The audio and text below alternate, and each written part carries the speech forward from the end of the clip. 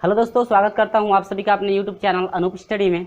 आज हम लोग शुरू करेंगे मेरे प्रिय छात्रों, जो है कि आपका आज चलेगा परिवर्ती संयोजकता। परिवर्ती संयोजकता क्या है, आप लोगों को ये जो है कि टॉपिक सुनने से ये चल रहा होगा। परिवर्तिक मतलब यह होता है परिवर्तन यानी बदलाव। संयोजकता यानी कि जिसकी संयोजकता बार बार बदलती रहती है उसको हम लोग कहते हैं क्या, परिवर्ती संयोजकता। ठीक है, तो बस इसमें ज़्यादा कुछ नहीं है, बस मैं आपको लिखवा दूंगा, आप उन्हें याद रखेगा कि किस समय किसकी संयोजकता कितनी होती है। सभी को मैं क्लियर द्वारा जो है कि आपको लिखवा दूंगा। ठीक है, तो चलिए यहाँ पर बात करते हैं परिवर्ती संयोजकता। ठीक है ना, चलिए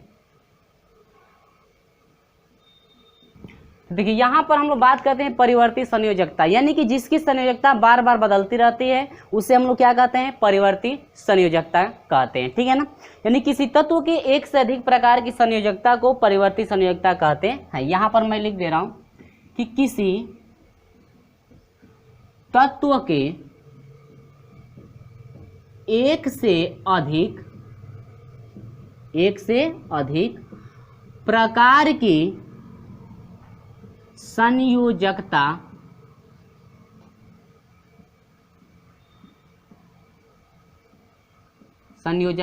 को, यानी कोई भी तत्व है यदि उस तत्व का एक से अधिक जो है प्रकार की यानी एक से अधिक संयोजकता यदि होती है तो उसे हम लोग क्या कहते हैं, प्रकार की संयोजकता को परिवर्ती संयोजकता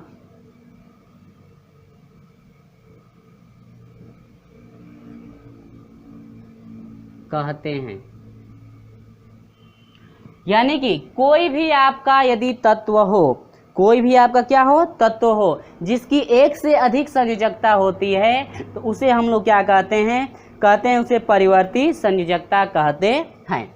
ठीक है, यानी कोई भी तत्व है यदि उसका एक से अधिक प्रकार का यदि संयोजकता होगी तो उसे हम लोग कहेंगे परिवर्ती संयोजकता। यानी कि बार बार उसकी जो है कि संयोजकता क्या हो रही है, बदल रही, कभी एक कभी दो कभी तीन कभी चार हो रही है, तो उसे हम लोग क्या कहेंगे, परिवर्ती संयोजकता कहेंगे। ठीक है, तो चलिए इसके बाद मैं एग्जाम्पल ले लेता हूँ। जिससे पहला एग्जाम्पल लिया जा रहा है नाइट्रोजन। ठीक है, पहला एग्जाम्पल क्या है, नाइट्रोजन। क्या, नाइट्रोजन। देखते हैं नाइट्रोजन में क्या क्या संयोजकताएं हो सकती हैं। तो नाइट्रोजन में आपका जैसे हो NO है, N2O आपका यदि 3 है, और NO2 है, NO2 और N2O क्या है 5, यदि इस तरह से आपका दिया गया हो। ठीक है, और इसमें जो है N की संयोजकता,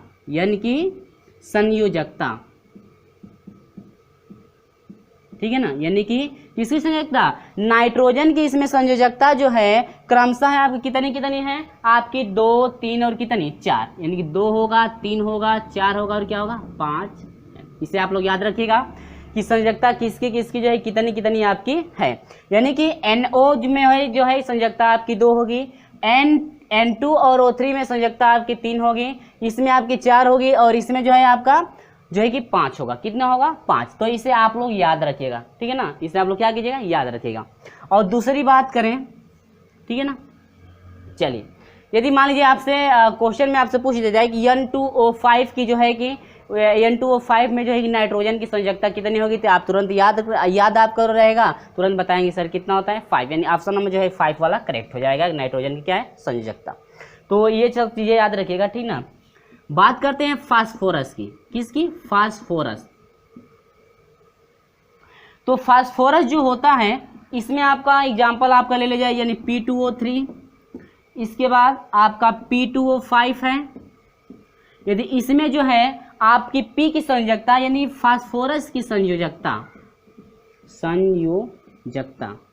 यानी कि फास्फोरस की जो संयोजकता है आपकी संयोजकता कितनी है, 3 व 4, संयोजकता 3 व कितनी है 4 है। यानी कि फास्फोरस में संयोजकता 3 और 4 नहीं, 3 और कितना 5, 3 और कितना 5, यानी कि फास्फोरस की P2O3 में P2O5 में यानी कि फास्फोरस की जो संयोजकता है क्रमशः 3 और कितनी है 5 आपकी है। ठीक है, चलिए इसके बाद तीसरा हम लोग बात करते हैं, तीसरा है गंधक का। किसका, गंधक में कौन कौन आते हैं ध्यान दीजिएगा।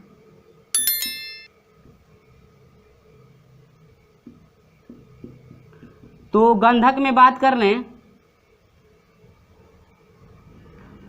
तो गंधक में आपका H2S, इसके बाद है SO2, इसके बाद है आपका SO3। इसमें जो है आपको बताना है SO2, H2S और इसके बाद जो है H2S, SO2, इसके बाद SO3 में S की संयोजकता कितनी है आपकी, क्रमशः इसमें हो जाएगी कितनी कितनी, 2 4 6, 2 4 और क्या 6 है। ठीक है ना, इसे आप लोग याद रखिएगा। यदि आप सबको कहीं भी हम लिख देते हैं, यदि मान लीजिए लिख दिया जाए SO2 में S, यानी S की संयोजकता कितनी होगी, तो आप तुरंत बताएंगे कि आपकी S की संयोजकता, SO2 में S की संयोजकता कितनी होगी 4, यानी कि H2S में संयोजकता 2, यानी SO3 में संयोजकता कितनी होगी 6। ठीक है ना, आप लोग ऐसे याद रख लीजिएगा। 4 नंबर है, कुछ चीज़ें याद भी करनी पड़ती है, ये जरूरी नहीं है कि आपको हमेशा जो है कि छोटा छोटा चीज़ें आपको मिले, जो और एक विस्तार से चीज़ें बताई जा सके। क्यूप्रस ऑक्साइड,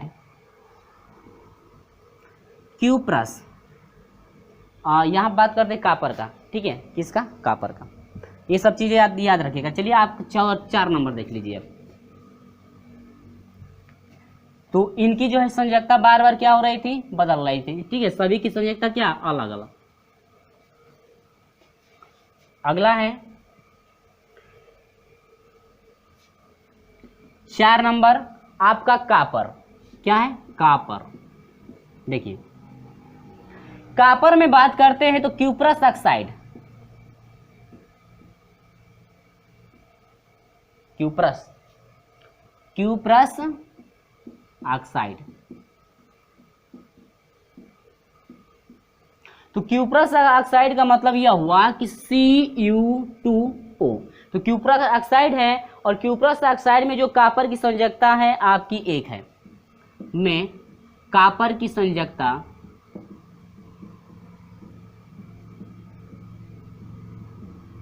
1 है।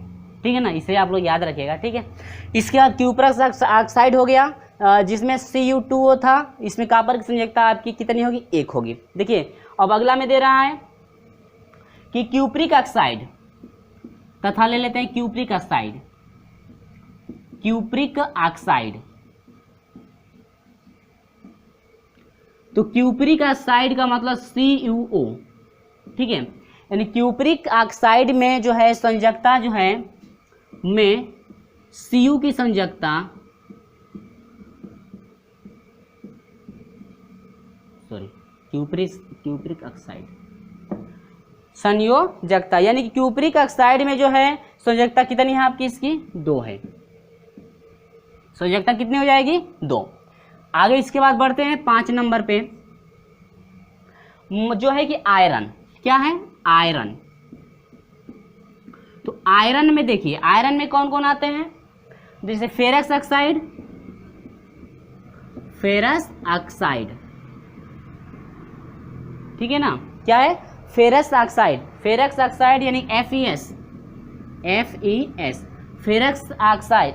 फेरस ऑक्साइड में जो है कि आपके Fe की संयोजकता, Fe की संयोजकता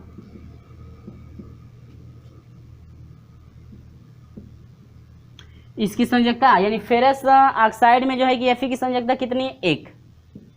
कितनी है, 1 है। तथा इसके बाद बात करें फेरिक क्लोराइड, तथा फेरिक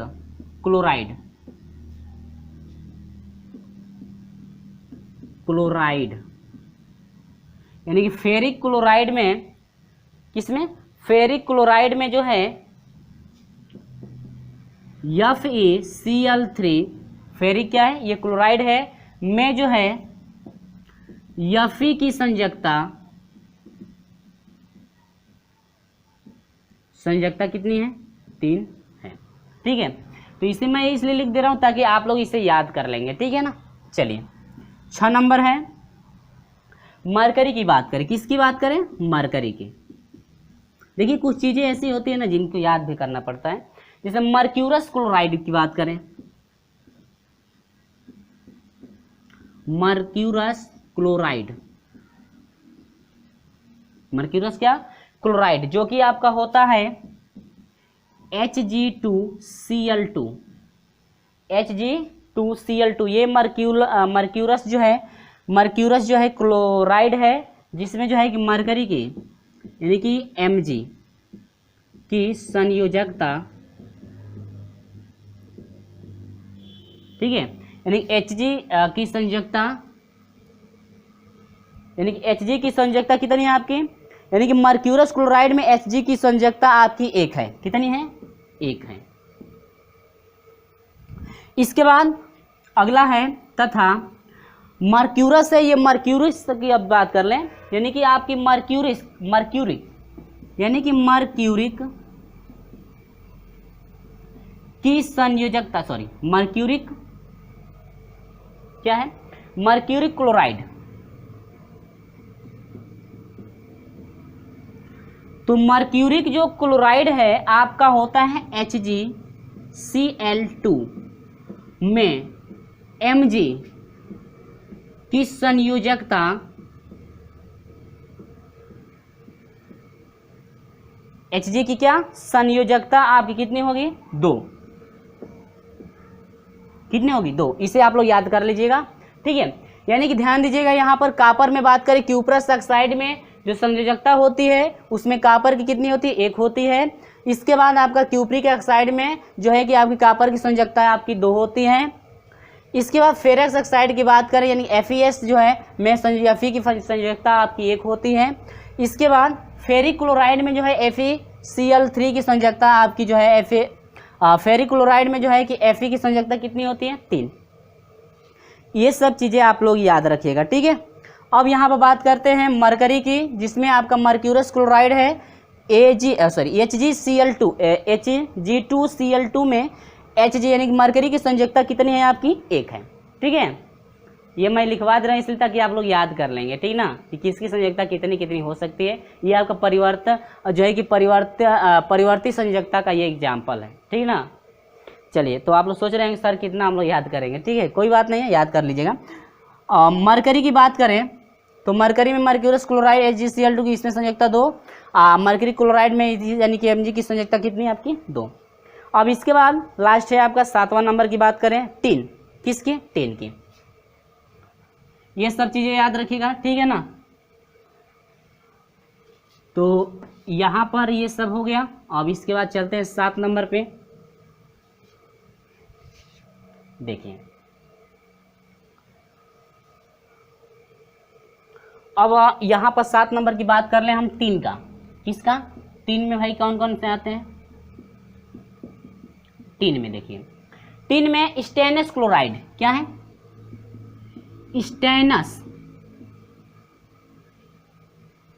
स्टेनस क्लोराइड की बात करें ना,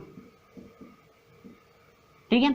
स्टेनस क्लोराइड का मतलब यह हुआ SnCl2। स्टेनस क्या है, क्लोराइड में जो है टिन की संयोजकता में Sn यानी कि ये क्या है, टिन की जो संयोजकता है ना, संयोजकता, इसमें जो इसकी संयोजकता होगी आपकी Sn की संयोजकता कितनी होगी, 2। कितनी है, 2 है, ठीक है। अब बात करते हैं तथा अगला है स्टेनस हो गया। अब स्टेनिक जुड़ता है। अभी एक और एग्जाम्पल जो है मैं लेकर चलूंगा, आपको उसमें कन्फर्म हो जाएगा कौन किस समय कितना आपका होगा, ठीक ना। अब यहाँ पर बात करते हैं स्टेनिक क्लोराइड। स्टेनिक क्लोराइड, तो जो स्टेनिक क्लोराइड होता है यह होता है SnCl4। स्टेनिक क्लोराइड में Sn की संयोजकता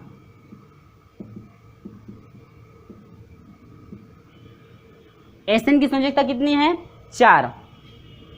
कितनी है, 4 है। यानी कि जो Sn है की संयोजकता कितनी हो जाएगी, 4। और स्टेनिक क्लोराइड में जो Sn की संयोजकता है आप कितनी हो जाएगी, 2। और ऐसे नहीं है तो आप लोग याद कर लीजिएगा, यहाँ पर जो क्लोरीन है 2 है तो ये यही संयोजकता उसकी होगी। यहाँ पर क्लोरीन 4 है तो यही इसकी संयोजकता होगी कितनी, 4। तो हर एक में नहीं है, ठीक ना, याद कर लीजिएगा, हर एक में ऐसे नहीं है, अलग अलग है। तो अब ये तो कुछ हो रहा जो परिवर्ती जो है संयोजकता का एग्जाम्पल रहा, तो आप लोग जो है सभी को याद रखिएगा। हो सकता है जब हम लोग प्रश्नों का सॉल्यूशन करें तो उसमें कुछ ऐसी चीज़ें आ जाए, जैसे मान दे दिया कि स्टेनलेस क्लोराइड में जो है कि टिन की संयोजकता कितनी है, तो ऐसे जो है कि आप लोग याद रखिएगा सभी को, कोई दिक्कत नहीं, बस याद करना है। क्या करना है? याद करना है, याद रख लीजिएगा ताकि ऑप्शनल में हम लोग काम करेंगे। चलिए अब यहाँ पर देखते हैं और कुछ देख लेते हैं। अब यहाँ पर और देखते हैं परिवर्तनशील संयोजकता का एग्जाम्पल और देखते हैं। परिवर्तनशील संयोजकता, ठीक है, यानी उसी का एक और एग्जाम्पल हम लोग देखते हैं, थोड़ा जो छोटे में देख लेते हैं, ध्यान दीजिएगा। जैसे कापर है, क्या है?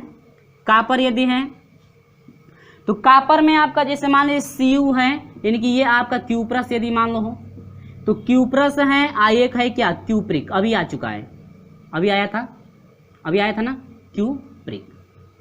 तो जो क्यूप्रस है और ये क्या है? क्यूप्रिक, यानी दोनों मान सेम ही है, दोनों क्या है? सेम ही, लेकिन ऊपर वाले को एक क्यूप्रस बोलिएगा, नीचे वाले क्या? क्यूप्रिक, उसमें एक, यानी कि जिसमें अस आता है उसकी संयोजकता कम होती है, और जिसमें इक आता है ना उसकी संयोजकता क्या होती है? ज़्यादा। जिसमें अस जोड़ा होता है उसकी संयोजकता कम होती है, और जिसमें इक जोड़ा होता है उसकी संयोजकता क्या होती है? अधिक होती है। जैसे कापर है, सी एक मान लीजिए क्यूप्रस हो गया, ये क्या हो गया? क्यूप्रिक हो गया। तो क्यूप्रस में आपका अस जुड़ा है और इसमें इक जुड़ा है, तो ये ऊपर वाला तब तो संयोजकता कम होगी, नीचे वाला संयोजकता क्या होगी? अधिक। यानी क्यूप्रस की अभी हम लोग संयोजकता देखे थे तो कितना हुआ था? 1, और क्यूप्रिक का कितना हुआ था? 2। क्यूप्रिक का कितना? यानी क्यूप्रस का एक संयोजकता होती है, इसमें कापर की, क्यूप्रस में कापर की एक संयोजकता, और इस क्यूप्रिक में कितनी? 2। इसी तरह से और है लोहा, क्या है? लोहा की हम लोग बात कर लें, जो आपका Fe होता है, क्या होता है? Fe। तो अभी लोहा का ही बताया गया था। एक मान लीजिए फेरस है, ये क्या है? फेरस, और सारा है बाद में, और इसमें इक जोड़ी दीजिए, यानी कि आपका यह हो जाएगा फेरिक। क्या हो जाएगा? फेरिक। समझ में आ रहा है ना? बस इक, इसमें आपको अस जोड़ना है, नीचे वाला में क्या जोड़ना है? इक जोड़ देना, यानी फेरस हो गया, ये क्या हो गया? फेरिक। तो फेरस में कम होगा, फेरिक में ज़्यादा होगा, यानी कि फेरस में आपका 2 हो जाएगा, फेरिक में तब कितना हो जाएगा? 3। ठीक है, अब इसी तरह से और देख लेते हैं। और एग्जाम्पल है मरकरी का, देखते हैं। किसका? मरकरी का। तो मरकरी आपका क्या होता है? Hg, एक 2 था ना, Hg2 था, और एक था क्या? Hg। इसमें आपका अलग अलग था, अभी मैं बता चुका हूं। तो ये क्यूप्रस है, क्या है? क्यूप्रिक, यानी कि ये आपका है क्यूप्रस। क्या है? क्यूप्रस, सॉरी मर्क्यूरस है ना, मर्क्यूरस। एक है मर्क्यूरिक, एक है मर्क्यूरस, दूसरा क्या है? मर्क्यूरिक है, यानी कि मर्क्यूरस की संयोजकता आपकी 1 होगी, और मर्क्यूरी वाले कितना होगा? 2 होगा। ठीक है, ये चीज़ें समझ में आ रही है ना? चलिए आगे बढ़ते हैं इसी के साथ। अभी आगे है लेड का। किसका देखते हैं? लेड, यानी कि Pb है, ये भी क्या है? Pb। अब जो लेड है ये है प्लम्बस होता है, प्लम्बस, इसे हम लोग प्लम्बस कहते हैं। क्या कहते हैं? प्लम्बस है। अब ये क्या है? प्लम्बिक, इक जुड़ेगा ना तो प्लम्बिक हो जाएगा। क्या हो जाएगा? प्लम्बिक, क्या हो जाएगा? प्लम्बिक। तो प्लम्बस में आपकी संयोजकता, यानी कि लेड की जो प्लम्बस में संयोजकता होगी आपकी 2 होगी, और इसकी कितनी होगी? 4। ठीक है, अब बात करते हैं, लास्ट है टिन का। किसका? टिन। तो यहीं पे मैं दिखा देता हूं टिन का। तो टिन में बात करें, जो टिन का एसन होता है, यानी स्टेनस। क्या है? स्टेनस। एक है एसन जो है स्टेनिक।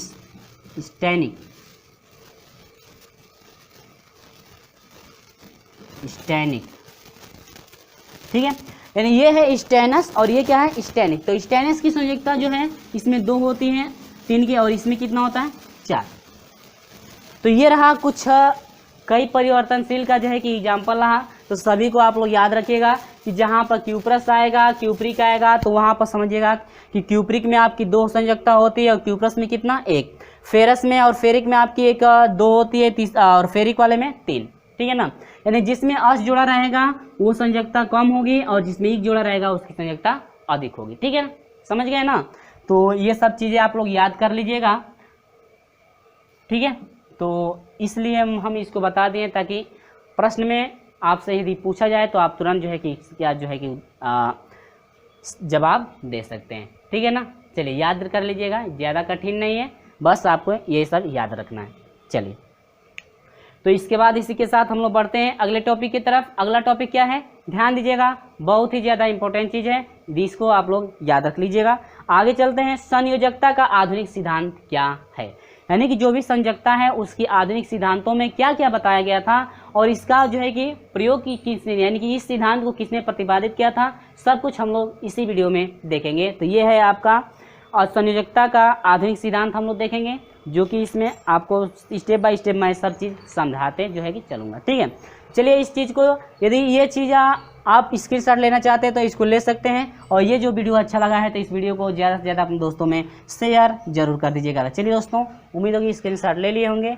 इसके बाद मैं बढ़ता हूँ, संयोजकता का आधुनिक सिद्धांत क्या है, ठीक है। चलिए तो चलिए यहाँ पर बात करते हैं, संयोजकता का आधुनिक सिद्धांत आपका क्या है और ये किस सिद्धांत को किसने जो है कि बताया हुआ था और किस सन में बताया हुआ था, सब कुछ हम लोग इसी वीडियो में देखेंगे, ठीक है। चलिए तो संयोजकता का जो आधुनिक सिद्धांत है, इसको जो जानते हैं कौन कौन बताए थे, आपके थे कौशल। कौन थे, कौशल इनको बोलते हैं, या आप इनको कौशल भी कह सकते हैं। किस, क्या, कौशल, ठीक है।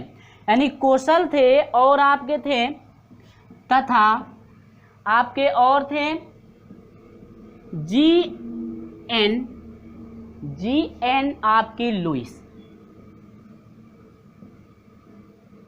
कौन थे, जी एन लुइस। यानी कि संयोजकता का जो आधुनिक सिद्धांत का प्रतिपादन किया गया था, आपके कौन कौन के थे, कौशल, यानी कौशल तथा जी एन लुइस ने जो है कि ये आधुनिक सिद्धांत का क्या किए थे, प्रतिपादित किए थे। और ये भी जो आधुनिक सिद्धांत का प्रतिपादित हुआ था, यह जो है संयोजकता के, यानी कि इलेक्ट्रॉनिक विन्यास जिसे कहते हैं, इलेक्ट्रॉनिक विन्यास के आधार पर एक नया सिद्धांत दिया गया, जिसे हम लोग क्या कहते हैं, संयोजकता का आधुनिक सिद्धांत हम लोग कहते हैं। इनको इलेक्ट्रॉनिक विन्यासों के आधार पर जो है एक नाम दे दिया गया, नया नाम दे दिया गया, वो भी नाम नया दे दिया गया, संयोजकता का आधुनिक ये सिद्धांत, ठीक है।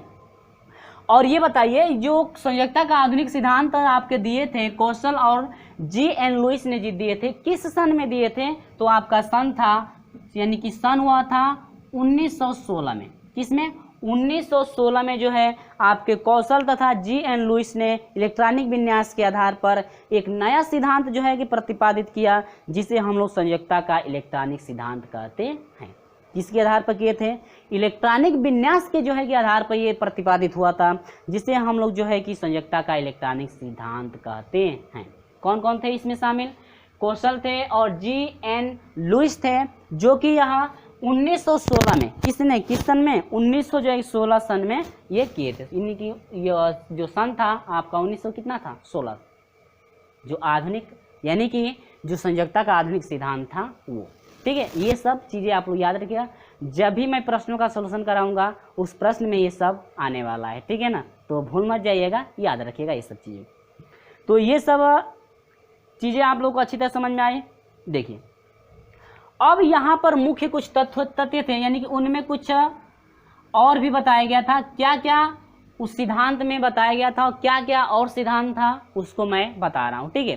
चलिए पहला उसमें सिद्धांत क्या था, ध्यान दीजिएगा, कह रहे किसी तत्व की संयोजकता उसके बाहरी कोश में उपस्थित इलेक्ट्रॉनों पर निर्भर करती है और ये इलेक्ट्रॉन संयोजी इलेक्ट्रॉन कहलाते हैं।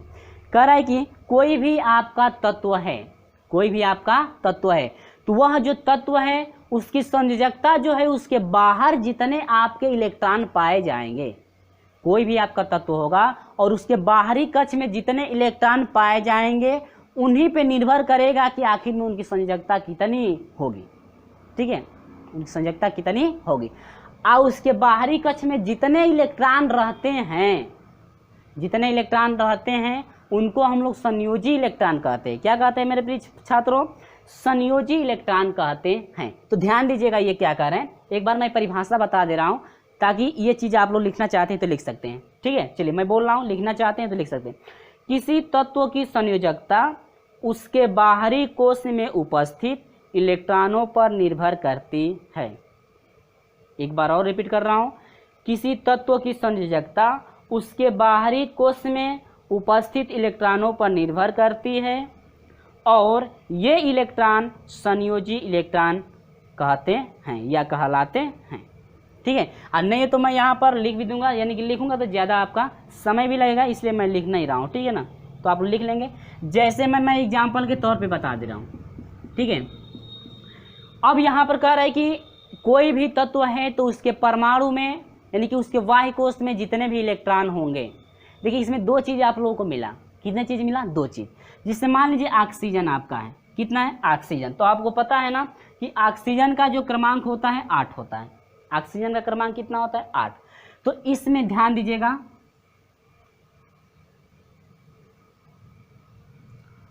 ठीक है, ये दो कक्ष हो गए।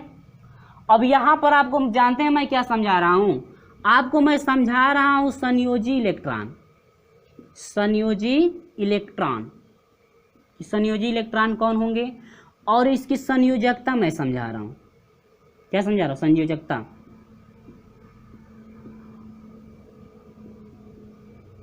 ठीक है,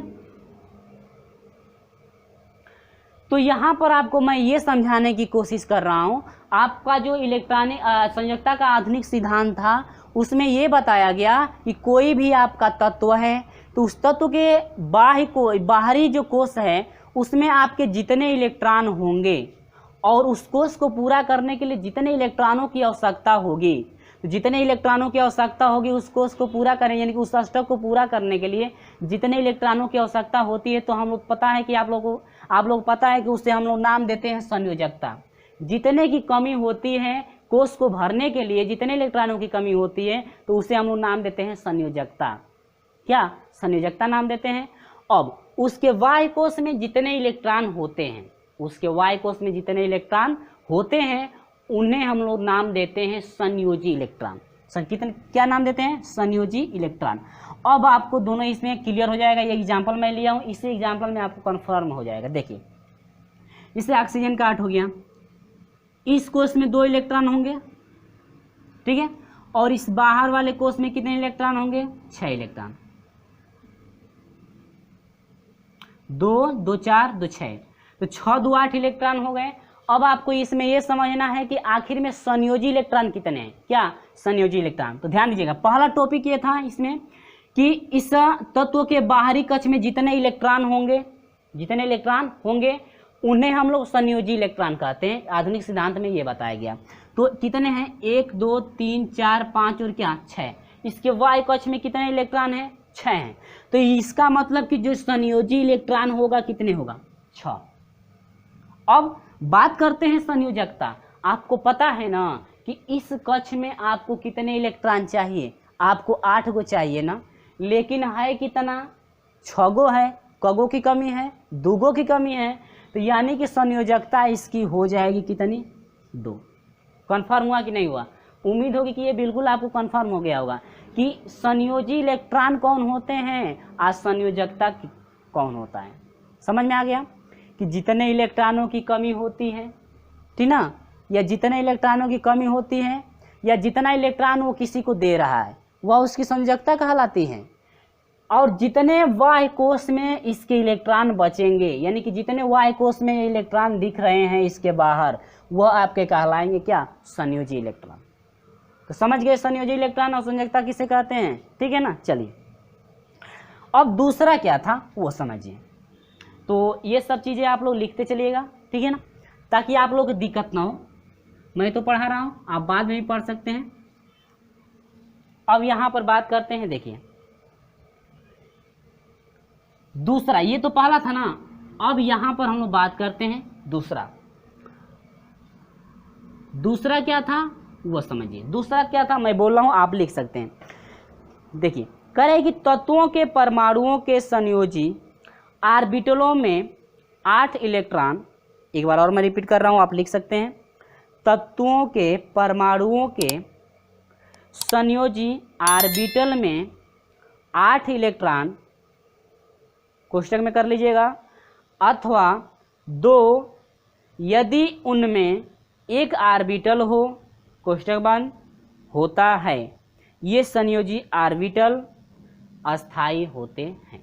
तो मैं लिख दे रहा हूं, ऐसे आपको मैं जानता हूं समझ में नहीं आएगा तो मैं लिख दे रहा हूं, ठीक है। चलिए, तत्वों के परमाणुओं के संयोजी, यहां पर मैं लिख दे रहा हूं, तत्वों के परमाणुओं के संयोजी, तत्वों के परमाणु के क्या संयोजी ऑर्बिटल में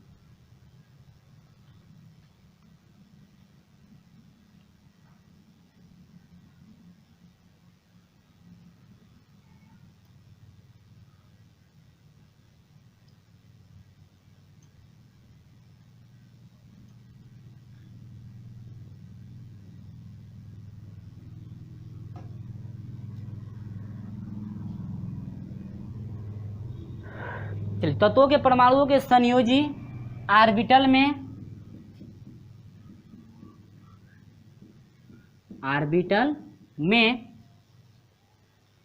8 इलेक्ट्रॉन, कितने इलेक्ट्रॉन 8 इलेक्ट्रॉन, 8 इलेक्ट्रॉन अथवा 2 यदि एक ऑर्बिटल हो, 2 यदि उसमें एक ऑर्बिटल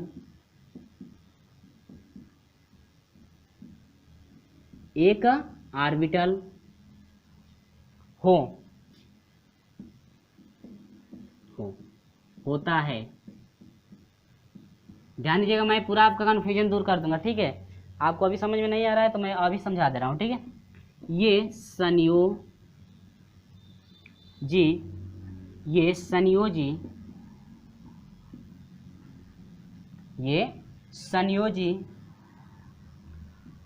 ऑर्बिट या इसे ऑर्बिटल भी बोलते हैं, ठीक है।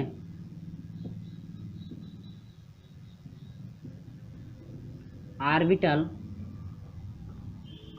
अस्थाई होता है, यानी कि अस्थाई ऑर्बिटल। आप समझिए, क्या समझिए, अस्थाई ऑर्बिटल किसे कहते हैं वो ध्यान दीजिएगा, यही आपको समझाना है, ठीक है। तो जैसे मैं एग्जांपल ले रहा हूं, ध्यान दीजिएगा। ये कह रहा है जो संयोजकता का आधुनिक सिद्धांत था उसमें यह बताया गया कि कोई भी आपका तत्व जो है वह उसका ऑर्बिटल अस्थाई तभी हो सकता है जब उसका पूरा अष्टक पूर्ण हो, जब उसका पूरा अष्टक क्या हो, पूर्ण हो। जैसे मान लीजिए अष्टक पूर्ण होने का मतलब क्या हुआ, ध्यान दीजिए, तत्वों के परमाणुओं के संयोजी ऑर्बिटल में, संयोजी ऑर्बिटल क्या हुआ, उसके वाह्य कक्ष हैं, उसके वाह्य कोश में जितने इलेक्ट्रॉन रहेंगे वो आपका संयोजी इलेक्ट्रॉन कहलाते हैं ना। तो वही कह रहा है कि जो तत्व है, कोई भी आपका तत्व है, उसका जो संयोजी इलेक्ट्रॉन है, यानी कि जो उसके वाह्य कक्ष में इलेक्ट्रॉन है, ऑर्बिटल में 8 इलेक्ट्रॉन हो, यानी कि बाह्य कोश में जो ऑर्बिटल है वो किसमें है 8, यानी कि उस बाहरी कक्ष में जो है कितने इलेक्ट्रॉन है 8, यानी कि पूरा पूरा वो भरा हुआ हो। या जो पहला ऑर्बिटल है, यानी पहला जो ऑर्बिटल यानी पहला जो कक्ष है उसमें यदि 2 इलेक्ट्रॉन हो, कितने इलेक्ट्रॉन 2 इलेक्ट्रॉन। ध्यान दीजिए, एग्जाम्पल के तौर पर ये पहला ऑर्बिटल हो गया, ये दूसरा हो गया। तो इस पहले ऑर्बिटल में मान लीजिए 2 इलेक्ट्रॉन हो, क्या 2 इलेक्ट्रॉन हो, या इस लास्ट वाले ऑर्बिटल में कितने इलेक्ट्रॉन है 1 2 3 4 5 6 7 और क्या 8 करेगी। या तो इस पहले कक्ष में 2 इलेक्ट्रॉन हो केवल, या तो इस बाहरी कक्ष में आपके 8 इलेक्ट्रॉन हो, ठीक है। तो यदि आपके पहले कोश में 2 इलेक्ट्रॉन हो या बाहरी कक्ष में यदि 8 इलेक्ट्रॉन हो तो उस समय यह कहलाता है क्या, ऑर्बिटल अस्थाई है। ऑर्बिटल क्या है, अस्थाई है, यानी कि पूरा पूरा इसका ऑर्बिटल क्या हुआ है, भरा हुआ है, यानी कि इसका पूरा पूरा ये कक्षक क्या हुआ है, भरा हुआ है। जैसे बात करते हैं, यदि बात कर ली जाए हीलियम की, यदि आपसे कहा जाए कि ये बताइए ये जो हीलियम है ये क्या है, हीलियम।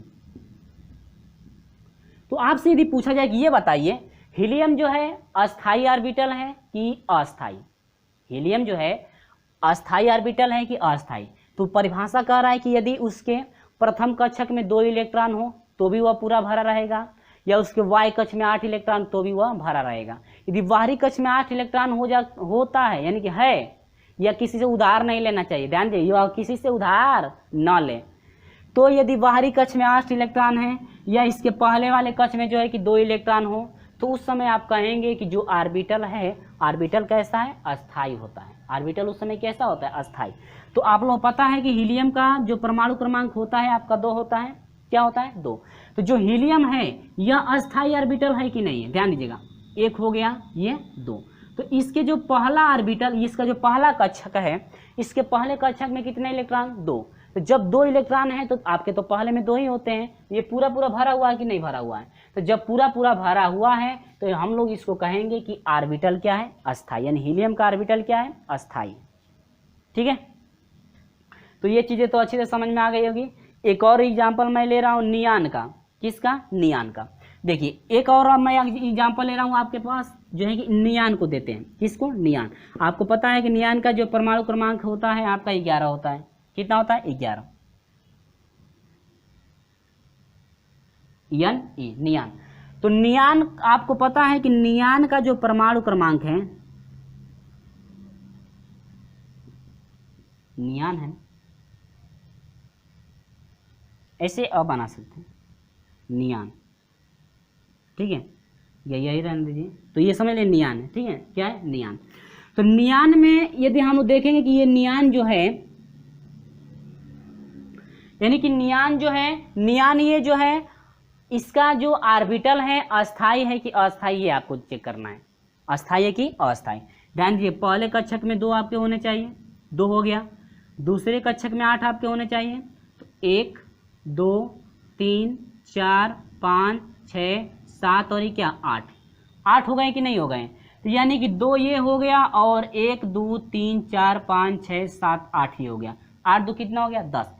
क्या ये जो बाहरी कक्ष है ये पूरा पूरा भरा हुआ है।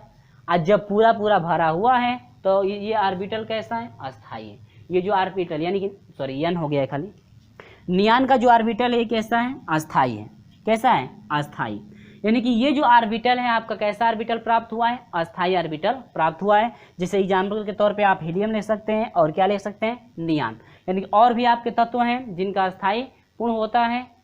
ठीक है ना, तो ऐसे बहुत से जो तत्व हैं जिनका अस्थाई, यानी कि जो ऑर्बिटल आपका क्या होता है, जिनका अस्थाई होता है। तो ये मैं 2 एग्जाम्पल लिया हूँ, आपको समझ में आ गया होगा कि ऑर्बिटल अस्थाई कब आपका होता है। ठीक है, अब यहाँ पर देखिएगा, इसमें भी बात कर लेते हैं जो कि आपका संयोजी इलेक्ट्रॉन। क्या, संयोजी इलेक्ट्रॉन। तो जो जितने इसके वाई कोष में इलेक्ट्रॉन है संयोजी इलेक्ट्रॉन। तो संयोजी इलेक्ट्रॉन कितना हुआ, संयोजी इलेक्ट्रॉन। तो संयोजी इलेक्ट्रॉन बराबर 8 हो गया ना। आज संयोजकता कितनी है इसकी, 0, क्योंकि पूरा पूरा भरा है तो वह किसी से उधार नहीं लेगा या किसी को उधार देगा और ना ही किसी से साझा करेगा। क्यों, क्योंकि ये पूरा पूरा खुद भरा हुआ है, तो ये तो किसी से उधार लेगा नहीं। अब हीलियम की बात कर लें, तो हीलियम में भी संयोजी इलेक्ट्रॉन कितने हैं,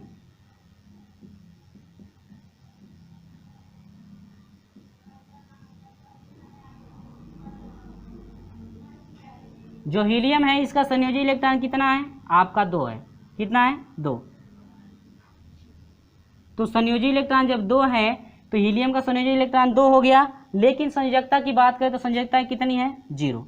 संयोजकता कितनी है, 0। संयोजकता कितनी, 0। यानी कि इसकी संयोजी इलेक्ट्रॉनों की संख्या की बात करें तो आपका 2 है और इसकी संयोजकता की बात करें तो आपका कितना हुआ, 0 हुआ। ठीक है, तो चलिए इसके बाद अगला देखते हैं चीज। तीसरा क्या है, तीसरा भी मैं समझा दे रहा हूँ। ठीक है ना, चलिए ये चीज समझ में आ गई ना। अब देखिए अष्टक नियम कब होगा।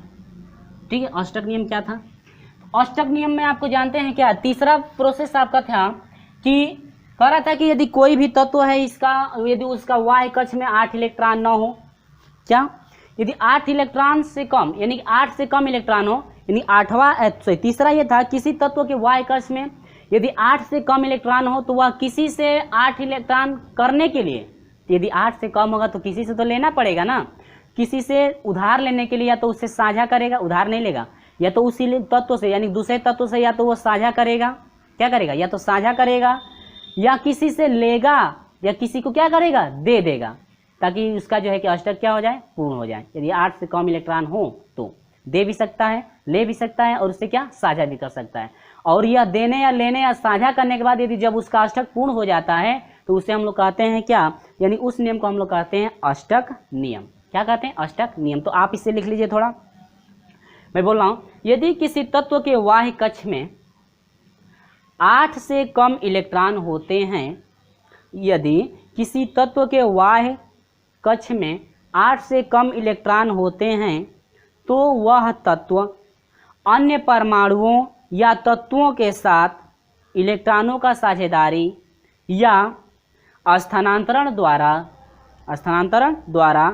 8 इलेक्ट्रॉन प्राप्त कर लेता है, या 8 इलेक्ट्रॉन प्राप्त कर लेते हैं तो इसे अष्टक नियम भी कहते हैं। ध्यान दीजिएगा, इसके बाह्य कक्ष में कितने? 8 इलेक्ट्रॉन।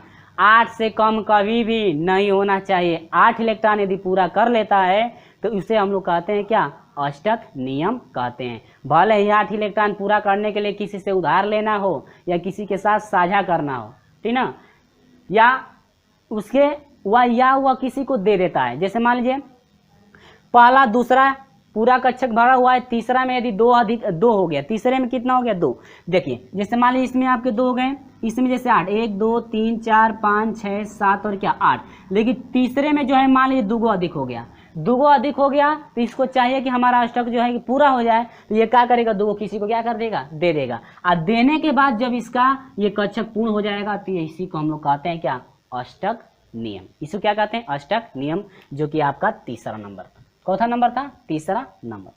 तो चलिए इसी के साथ हम लोग बढ़ते हैं 4 नंबर की तरफ। चौथा नंबर में देखिए क्या क्या है, ठीक है। 4 नंबर देखिए, बहुत ही बढ़िया क्वेश्चन। देखिए ध्यान दीजिएगा, ये सब टॉपिक आप लोग याद रखिएगा। देखिए परमाणुओं अस्थायी इलेक्ट्रॉन विन्यास, यानी कि अस्थायी इलेक्ट्रॉन विन्यास, अस्थायी कब? अस्थायी भी बताया है ना, यानी कि जब भी वह अस्थायी जो है कि विन्यास प्राप्त करेगा, यानी परमाणु अस्थायी इलेक्ट्रॉनिक विन्यास निम्न प्रकार से प्राप्त कर सकते हैं। कितने कितने हैं जिससे अस्थायी इलेक्ट्रॉनिक विन्यास को प्राप्त कर सकते हैं? पहला है आपका इलेक्ट्रॉनों के स्थानांतरण द्वारा, इलेक्ट्रॉनों के स्थानांतरण द्वारा।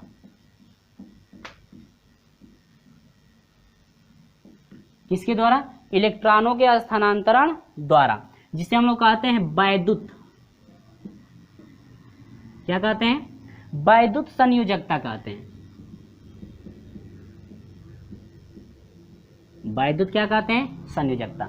यानी कि ये जो है वैद्युत संयोजकता द्वारा भी जो है कि अपना अष्टक जो है पूर्ण कर सकते हैं, जिसे हम लोग एक नाम देते हैं इलेक्ट्रॉनों का क्या? स्थानांतरण, कि भैया तुम ले लो मेरा पूरा हो जाए, यानी स्थानांतरण।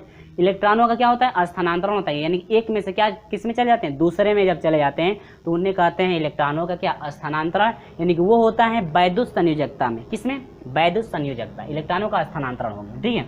इसमें दूसरा नियम है इलेक्ट्रॉनों की साझेदारी, इलेक्ट्रॉनों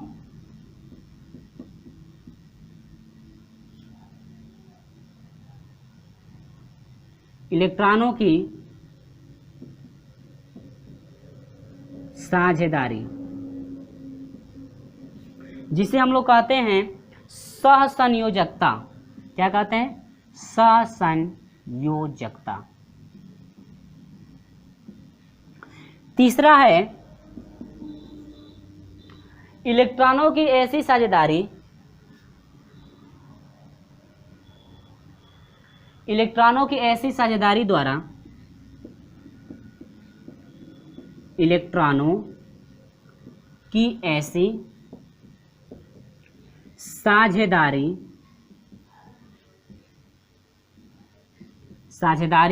द्वारा जिसमें साझे के दोनों,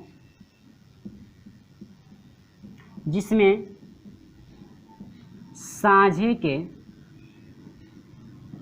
दोनों इलेक्ट्रॉन, दोनों इलेक्ट्रॉन किसी एक ही परमाणु द्वारा दिए जाएं, किसी एक ही परमाणु द्वारा दिए जाएं, जिसे हम लोग नाम देते हैं क्या? उप सह संयोजकता नाम देते हैं। क्या नाम देते हैं? उप सह संयोजकता। उप सह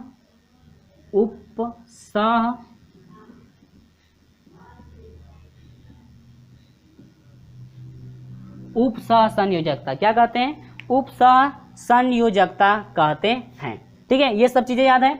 ये सब चीजें जो है कि याद रखिएगा कि जो भी स्थानांतरण होता है, यानी इलेक्ट्रॉन जो है अपने कक्षक को कितने रुपए से पूरा कर सकता है, यानी कि परमाणु अस्थायी इलेक्ट्रॉनिक विन्यास द्वारा निम्न प्रकार परमाणु जो है अस्थायी जो है कि 3 प्रकार से हो सकता है। परमाणु अपने अष्टक को पूर्ण 3 प्रकार से जो है कर सकता है, यानी तत्व कोई भी तत्व होगा तो अपने अष्टक को जो है कि 3 रूपों से पूरा कर सकता है। या तो अपने इलेक्ट्रॉनों का स्थानांतरण कर दें, या इलेक्ट्रॉनों को साझेदारी कर दें, या तो इलेक्ट्रॉनों का साझेदारी होगा तो साझेदारी होने का मतलब क्या हुआ? या तो किसी एक तत्व को, या तो किसी एक तत्व से साझेदारी होती है।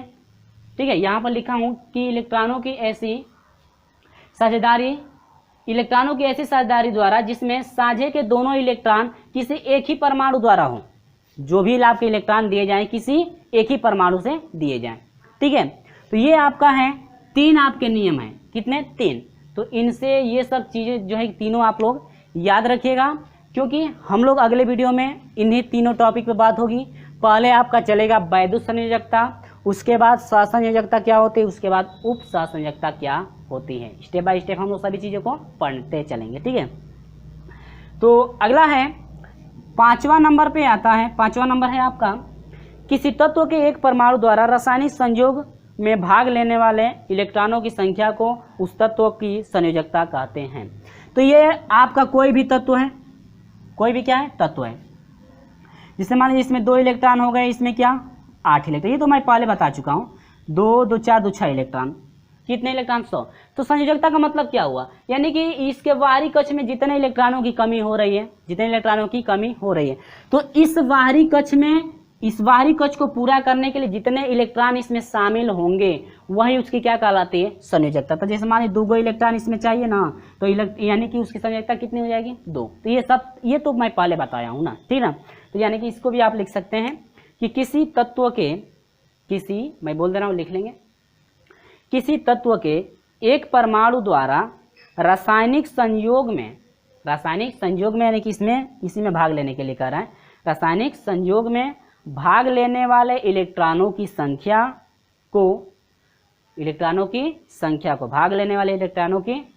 को उस तत्व की संयोजकता कहते हैं। ठीक है, तो आपके जो 3 परिभाषा संयोजकता की हो गई, जो कि मैं इसके पिछले वाले वीडियो में भी जो है कि आपको बताया गया था कि संयोजकता जो है किसे कहते हैं, और ये भी जो मैं अभी बोला हूँ 5 नंबर का, उसको भी आप लोग याद कर लेंगे। ठीक है, तो इसमें जितने इलेक्ट्रॉन भाग लेंगे, इस अष्टक को पूरा करने के लिए जितने इलेक्ट्रॉन भाग ले रहे हैं, यानी जितने इलेक्ट्रॉनों की कमी हो रही है, और होने के बाद जितने इलेक्ट्रॉन आके इसमें मौजूद होंगे वही उनके क्या कहलाएंगे? संयोजकता कहलाएगी। तो फ्रेंड्स, ये रहा इस वीडियो का ये अंतिम टॉपिक रहा। अगले वीडियो में हम लोग लेकर चलेंगे वैद्युत संयोजकता, सहसंयोजकता, और इसके बाद है आपका उप सहसंयोजकता। ठीक है, तो उम्मीद होगी कि जो भी मैं इस वीडियो में बताया हूँ आपको स्टेप बाय स्टेप सभी चीज़ें अच्छी तरह समझ में आ गई होंगी। और हाँ, वीडियो आपको अच्छा लगा है तो वीडियो को जाते जाते एक लाइक कर दीजिएगा, और हमारे साथ नहीं जुड़े हैं तो चैनल को सब्सक्राइब करके जुड़ जाइएगा। और हाँ, ये वीडियो ज़्यादा आपको अच्छा लगा होगा तो इस वीडियो को शेयर तो ज़रूर कर दीजिएगा, ताकि मेरा भी मोटिवेशन और बढ़ सके। और हाँ, जाते जाते एक लाइक वीडियो को कर दीजिएगा। यदि वीडियो आपको अच्छा लगा होगा तो ही जो है कि लाइक कीजिएगा। चलिए दोस्तों, मिलते हैं अगले वीडियो में, तब तक के लिए बाय बाय।